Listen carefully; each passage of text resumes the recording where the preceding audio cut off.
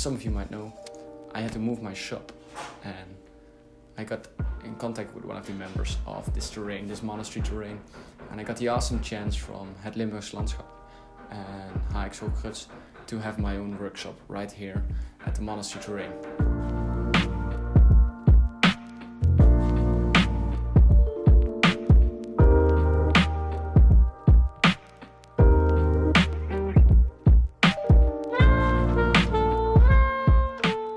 And after a lot of hard work together with some friends, family and people I met along the way, I was able to create this lovely workshop, and I'm really happy where I am right now, and this is just way better than the old workshop. In this video I will give you a brief overview of what happened the past months and what I did. I didn't record all of it with the camera because I was really busy, so it's kind of primitive, but it shows the process of this space from an empty garage box turning into a fully functional workshop. Starting with the forge right here, which is made by Fabian. He's a friend and local artist. Right here, 2 kilometers from here in Terlinde, the town where I live, and also where I used to have my old workshop.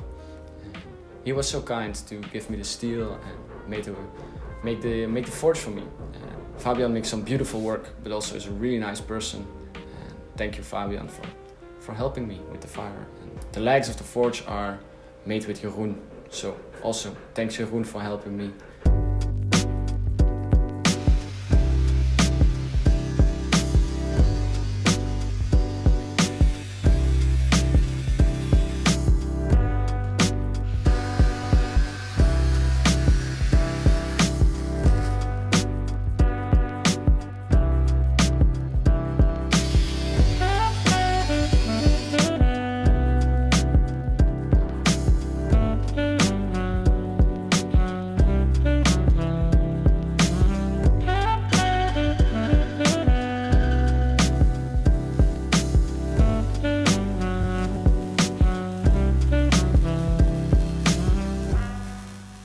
After Fabian had finished the forge, I finally got the keys of the new workshop, and especially with the help of Anne, my new neighbor.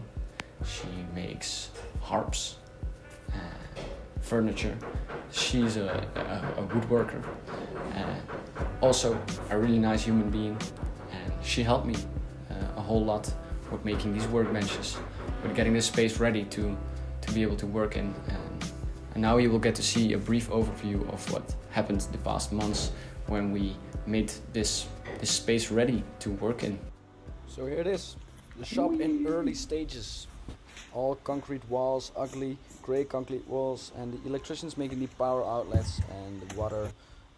And here you see Anne, my new neighbor, helping me out with the wood for the workbenches in her old workshop. Yeah. And here we were starting to make the first workbench. Yeah. Some old wood we found in the garbage right here at the monastery. And Anna helping me out with the oak top, making from planks. All a little bit crunchy, but that's cool. And here, of course, celebrating the first work we did in the new shops. And here the windows I brought with me from the old shop. I put into a upcoming grinding room. We painted the walls all white, these grey, ugly concrete walls. With the help of my lovely brother and lovely mother. Yeah.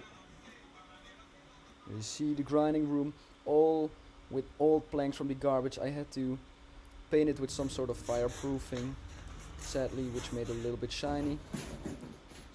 And here you see me taking out the wall. They made a little mistake. They started to cut the wall in between Anna and me.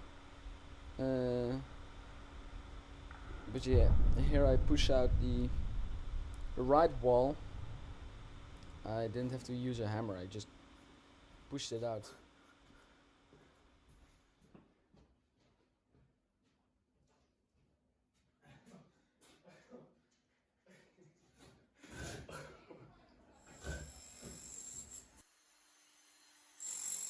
And Anna was a huge help all of the time, not only with the wood but also here, like you can see, taking out the concrete, the leftovers from the wall to make it smooth, like you can see right here. Yeah, another workbench in the other space, and now it started really to feel like a big open space, which yeah, felt really good with the white walls. And yeah, here you see the compressor for the new burner setup, because I'm using a gas forge in the new workshop. Some Pharos burners, I will talk about them later in this video.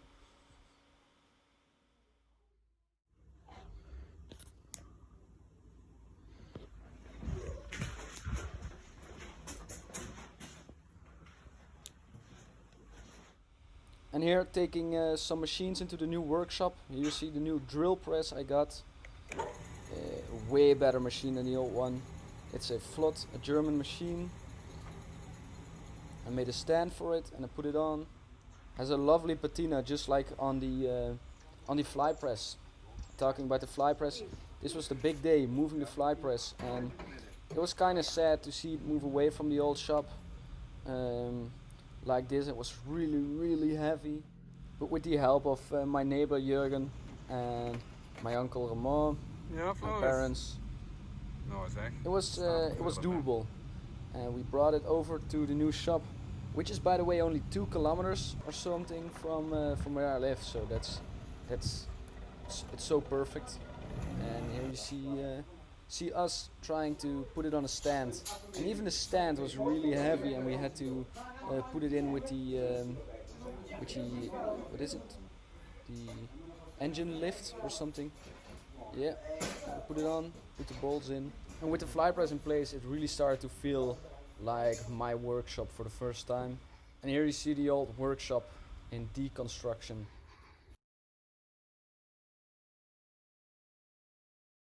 And with the help of my good friend Jeroen, we managed to get the forge lit for the first time and heat up some steel. And here you see the old vise, which was casted in concrete. I put a plate on it so I can move it around. And here the workshop is basically ready to start doing work. I need to do some last final touches. You see the photo studio right here to make pictures of my finished products. A little cooking setup, fridge for some beer, of course. And here you see the grinding room with the white walls, which are no longer white, I can already say. Yeah. And just doing some final touches, like I said.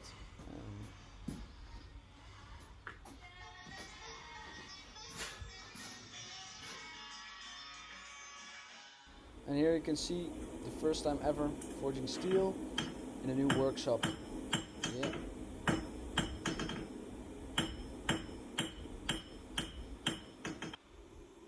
And also starting to work on some real projects. The first billet of the mask is right here. And then opening up my shop doors.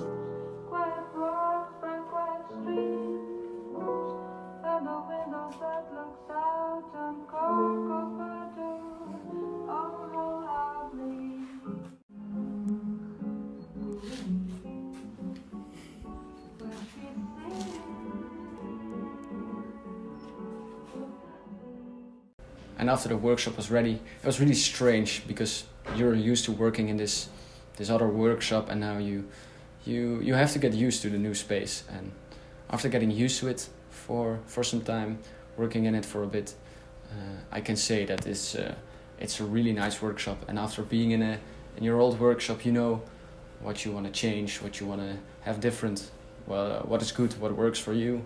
And I took the fly press with me because that's a beautiful machine, and I don't want these hydraulic presses, not for now.